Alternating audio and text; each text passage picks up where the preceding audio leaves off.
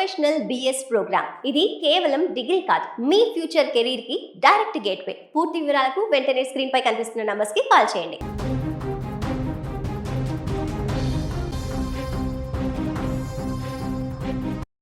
తిరువన్నమలై అరుణాచల గిరి ప్రదక్షిణ బాటలో దారుణ ఘటన చోటు చేసుకుంది. ఇద్దరు యువతులపైన ఓ ముఠా సామూహిక అత్యాచారానికి పాల్పడగా పోలీసులు తాజాగా 8 మందిని అరెస్టు చేశారు. తమిళనాడులోని ధర్మపురికి చెందిన ఒక వివాహిత తన స్నేహితులతో కలిసి తిరువన్నమలై పౌర్ణమి గిరి ప్రదక్షిణకు గత నెల 30న అక్కడికి వచ్చారు. ఆ రోజు రాత్రి గిరి ప్రదక్షిణ పూర్తి చేసుకొని ద్విచక్ర వాహనాలలో వారు బయలుదేరారు. కొందరు ముందు వెళ్ళిపోగా దారిలో పెద్దకోలపాడి వద్ద వివాహిత మరో స్నేహితుడు వాహనం ఆపి మాట్లాడుతుండగా మారణాయుధాలతో వచ్చిన ఒక ముఠా వారిని బెదిరించి అటవీ ప్రాంతానికి తీసుకువెళ్ళింది. వివాహిత పైన సామూహిక అత్యాచారానికి పాల్పడ్డారు. అనంతరం వారి దుస్తుపులు లాక్కొని ఇద్దరిని నగ్నంగా వీడియో కూడా తీసినట్టు తెలుస్తోంది. మర్నాడు ఆ వీడియోను వివాహితకు పంపి 1,00,000 డిమాండ్ చేశారు. లేదంటే ఆ వీడియోలను సోషల్ మీడియాలో పెడతామంటూ కూడా బెదిరించినట్టుగా తెలుస్తోంది. ఆమె 4,000 పంపి ధర్మపురి పోలీసులకు ఫిర్యాదు చేశారు. తిరువన్నమలై పడమర పోలీసులు వివాహిత నుంచి వివరాలు సేకరించి దర్యాప్తు ప్రారంభించారు. ఇక మరో ఘటనలో గత నెల 31వ తేదీ రాత్రి తిరువన్నమలై మున్సిపాలిటీ ప్రాంతానికి చెందిన 23 ఏళ్ల యువతి గిరి ప్రదక్షిణ చేస్తుండగా కాళ్ళ నొప్పులు రావడంతో అడి అన్నమలై గ్రామం వద్ద కూర్చొని స్నేహితుడిని రమ్మని పిలిచింది. అనంతరం ఇద్దరు అక్కడికి దగ్గరలోని హోటల్లో టిఫిన్ పార్సల్ చేసుకొని అయ్యంపాలయం బైపాస్ రోడ్డు వద్దకు వెళ్లారు. అక్కడ ఒక ముఠా వారిని బెదిరించి అటవీ ప్రాంతానికి తీసుకువెళ్లి చిత్రహింసలు పెట్టి యువతి పైన సామూహిక అత్యాచారానికి పాల్పడ్డారు. ఇద్దరిని నగ్నంగా వీడియోలు తీసి యువతి చెవికి ఉన్న 2 గ్రాముల బంగారు కమ్మలను కూడా లాక్కు వెళ్లారు.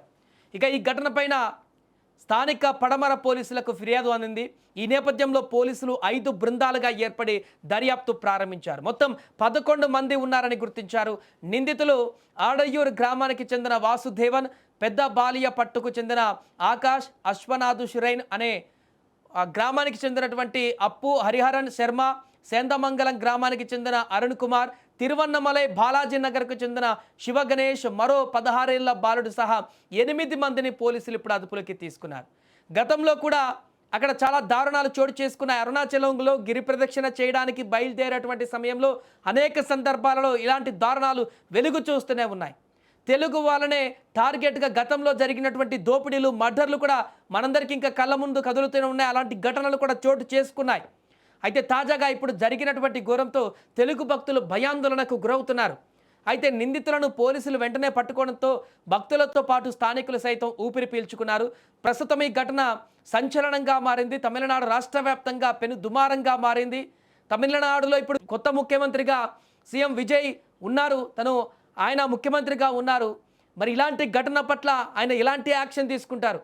గతంలో కూడా ఇలాంటి ఘటనలు జరిగినటువంటి సందర్భంలో కూడా సీరియస్ యాక్షన్ తీసుకొని ఇలాంటి ప్రముఖ పుణ్యక్షేత్రం వద్ద ఇలాంటి దారుణ ఘటనలు జరుగుతున్నప్పుడు ఒక్కసారి అప్పుడే సీరియస్ యాక్షన్ తీసుకుంటే మరలా జరిగేటువంటి అవకాశం ఉండకపోయేదంటూ కూడా ఇప్పుడు డిమాండ్లు వినపడుతున్నాయి.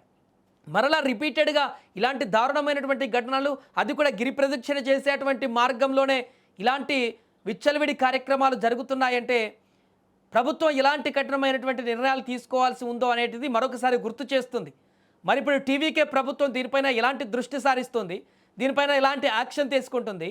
అరుణాచలంకు వెళ్తేనే భయాందోళన కలిగేటువంటి పరిస్థితులు నెలకొంటున్నటువంటి ఈ సందర్భంలో భక్తులకు ఎలాంటి నమ్మకాన్ని కలిగిస్తారు?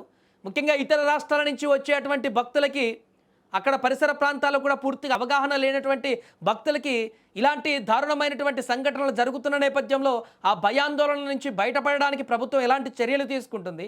గతంలో తెలుగు వాళ్ళపై జరిగినటువంటి దాడులు, అక్కడ జరిగిన మర్డర్ కేసులు, దోపిడీలు, ఇవన్నీ కూడా గతంలోనే తెలుగు వాళ్ళు అక్కడికి వెళ్తే కొంత భయాందోళనకు గురి కావాల్సిన పరిస్థితి ఏర్పడ్డ సన్నివేశాల నుంచి ఈరోజు మహిళలు గిరి ప్రదక్షిణ కోసం అటువైపు నడుచుకుంటూ వెళ్తేనే ప్రమాదకరమైనటువంటి, సేఫ్టీ లేనటువంటి పరిస్థితి ఉందేమో అనేటువంటి ప్రశ్నలు ఇప్పుడు ఉత్పన్నమవుతున్నటువంటి సందర్భంలో ఒక ప్రముఖ పుణ్యక్షేత్రము, దైవం అక్కడ కొలువై ఉన్నటువంటి ప్రాంతంలో నిత్యం వందల వేల సంఖ్యలో భక్తులు అక్కడ నిరంతరం కూడా అక్కడే ప్రయాణిస్తూ ఉండేటువంటి ప్రాంతంలోనే ఇలాంటి దారుణమైనటువంటి ఘటనలు 1 కాదు 2 కాదు వరుసగా సంవత్సరాల కొద్దీ జరుగుతున్నటువంటి పరిణామాలు ఉన్నాయంటే అక్కడ ఇలాంటి దారుణాలకు ఒడిగట్టేటువంటి వ్యక్తులకు భయం లేదా?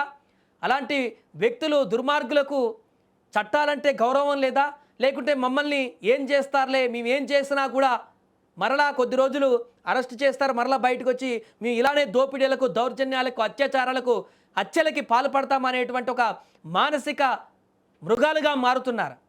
దీనిపైన ప్రభుత్వం, ఇప్పుడు తమిళనాడు ప్రభుత్వం ఏం చర్యలు తీసుకుంటుందనేది ఆసక్తికరంగా మారింది. అరుణాచలం అంటే మనందరికీ తెలిసిందే, తెలుగు రాష్ట్రాలతో పాటు దక్షిణ భారతంలో ఉన్నటువంటి అందరికీ కూడా అరుణాచల శివయ్యను దర్శనం చేసుకుంటే, అరుణాచల ఆ ప్రాంతానికి వెళితే చాలు మనకు ఎంతో మనశ్శాంతి ఉంటుంది. అక్కడికి వెళ్ళొస్తే మన పాపాలన్నీ పోతాయి, ఆ దేవుణ్ణి దర్శించుకుంటే మన జీవితం బాగుపడుతుంది అనేటువంటి ఉద్దేశంతో లక్షలాది మంది భక్తులు ఇప్పుడు అనేక రాష్ట్రాల నుంచి అక్కడికి వెళ్ళేటువంటి పరిస్థితి ఉన్న నేపథ్యంలో అసలు అంత దూరం అక్కడికి వెళ్తే సేఫ్గా ఉంటామా లేదా అనేటువంటి అనుమానాలు వ్యక్తమయ్యేటువంటి విధంగా జరుగుతున్నటువంటి ఈ ఘటనలు చూస్తుంటే తీవ్ర భయాందోళనకు గురవుతున్నారు భక్తులంతా కూడా. ఏదేమైనా తాజాగా జరిగినటువంటి 2 ఘటనలు, యువతులపైన జరిగినటువంటి సామూహిక అత్యాచారాల ఘటనలు రాష్ట్ర వ్యాప్తంగానే కాదు, ఇప్పుడు దక్షిణ భారతదేశ వ్యాప్తంగా కూడా తీవ్ర చర్చనీయాంశంగా మారాయి. ముఖ్యంగా తెలుగు రాష్ట్రాల్లో కూడా ఇప్పుడు అక్కడ జరిగినటువంటి ఘటనలకు సంబంధించి ఇక్కడ కూడా ఆందోళన మొదలైంది.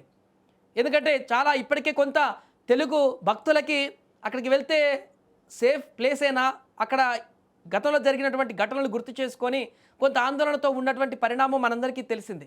మరలా ఇలాంటి ఘటనలు జరగడం అనేటివి వారిని మరింత భయాందోళనకు గురి చేస్తాయి తప్ప అక్కడికి బస్ ఇది చాలా సేఫెస్ట్ ప్లేస్ అనేటువంటి అదొక ధైర్యాన్ని కలిగించేటువంటి పరిస్థితి తీసుకురావట్లేదు. మరి టీవీకే ప్రభుత్వం, విజయ్ ముఖ్యమంత్రిగా ఉన్నాడు కాబట్టి మరి దీన్ని సీరియస్గా యాక్షన్ తీసుకొని భవిష్యత్తులో ఇలాంటి ఘటనలు జరగకుండా అక్కడికి ఎవరు వచ్చినా కూడా చాలా సేఫెస్ట్ ప్లేస్ ఇది, ఎవరు వచ్చినా కూడా హ్యాపీగా అక్కడ దేవుడి దర్శనం చేసుకొని హ్యాపీగా ఇంటికి వెళ్ళొచ్చు అనేటువంటి నమ్మకాన్ని కలిగిస్తారా, ప్రభుత్వం ఏం చేయబోతుంది అనేది ఇప్పుడు వేచి చూద్దాం.